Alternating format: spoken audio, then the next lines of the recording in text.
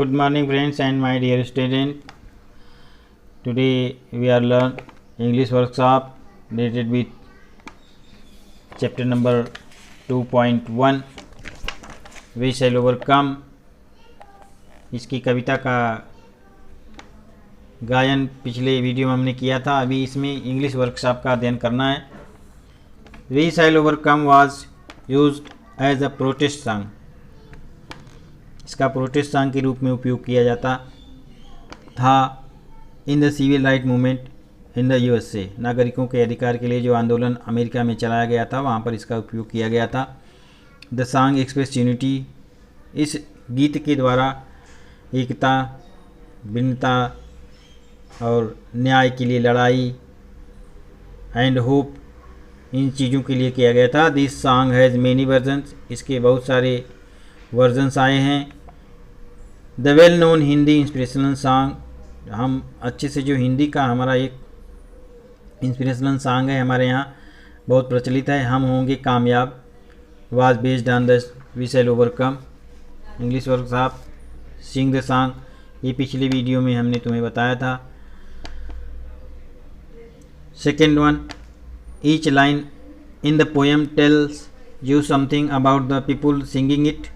Read the sentences in column A and write the appropriate lines in column B. What the line tell us? The people have suffered many hardship today. Line, इसके लिए line होगी कविता की line We shall overcome. They do not have equal status and friendly relations with other people in society today. उसके लिए कविता की line है we will walk hand in hand, other powerful people are trying to frighten the people singing the poem we are not afraid.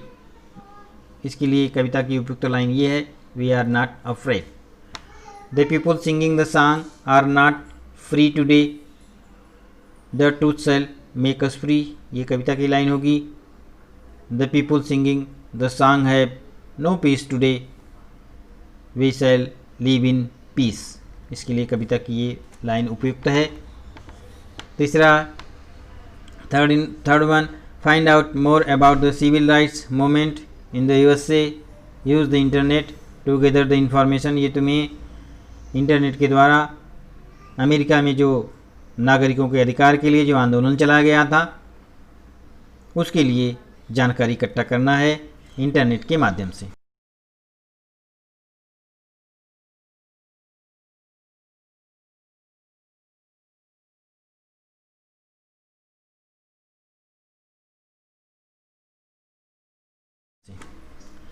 Find other inspiring song associated with people movement.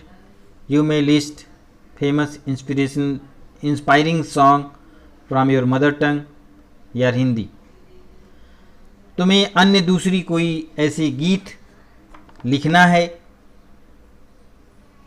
जो तुम्हारी मातृभाषा में हो या हिंदी में हो।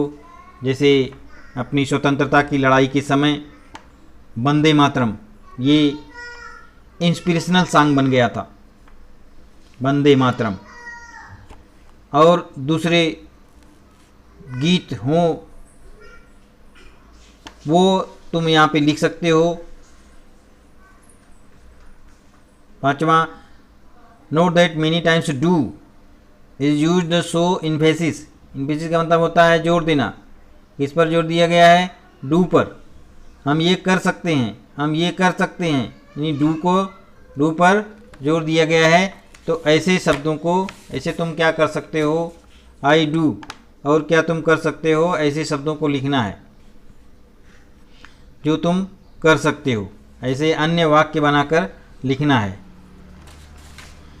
Sixth one, the word we shall show form resolve the something, read the please given in your text book. हमारी text book में प्रारंभ में ही प्लीज दिया गया है, यहाँ देखो, इसको हम लोग पढ़ेंगे।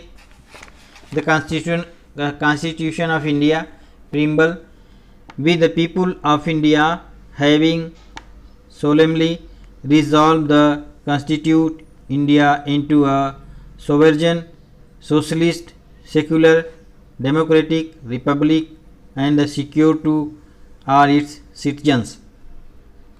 Justice, social, economic and political liberty of thought, expression, belief, faith, equality of status and of opportunity, and they promote among them all fraternity, assuring the dignity of the individual and the unity of integrity of the nation. In our Constituent Assembly this 26th day of November 1949 do hereby adopt, enact and give to ourselves this Constitution. ये था हमारा please जो हमारे संविधान द्वारा अधिगृहीत किया गया है. अब हम using your own ideas write a few sentences beginning with I shall, we shall. अपने विचार से, अपने आइडिया से कुछ नए सेंटेंस लिखना है जिसकी शुरुआत आई सेल और वी सेल से होती है, वो हम तुम्हें बताते हैं. जैसे question number 6, I shall come, I shall follow the rules, I shall attend the class, we shall move tomorrow, we shall buy a car, we shall win the match. It's now our English workshop is ending point. Close my video. Thank you.